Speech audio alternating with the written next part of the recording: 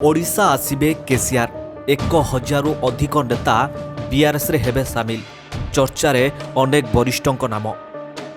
भारत राष्ट्र समिति जोग देवाकू हैदराबाद जाइथिबा ओडिशार नेता फेरिछंती।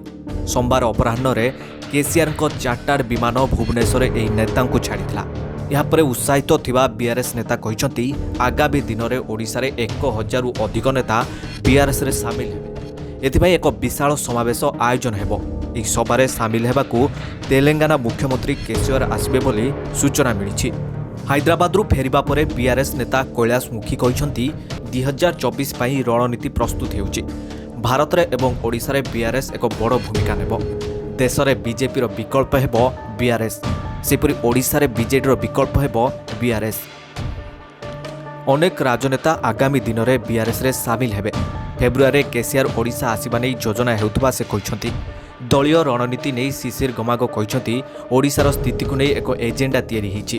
खूब शीघ्र एक एजेंडा तैयारी करा जाई रणनीति तैयारी करा जिवो आ दल लोकों पाखकू जीवो। 2024 निर्वाचन में ओडिशा रे बीआरएस 147 विधानसभा आसन और 21 लोकसभा आसन में प्रार्थी देव।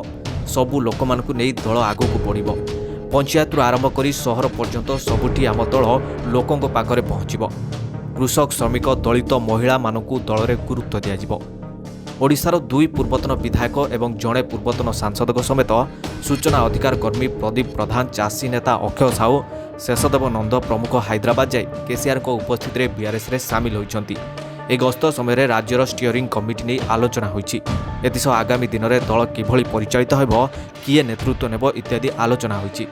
राज्य में अनेक असंतुष्ट नेता रही आगामी दिन में यह सबू नेता दल में सामिल कराई ओडिशा विधानसभा रे प्रवेश करने को बीआरएस योजना करिथिबा सूचना मिली। Bureau report, bulletin Bharat. अधिक अपडेट न्यूज पाइबा पई आम चैनल को लाइक एवं सब्सक्राइब करंतु।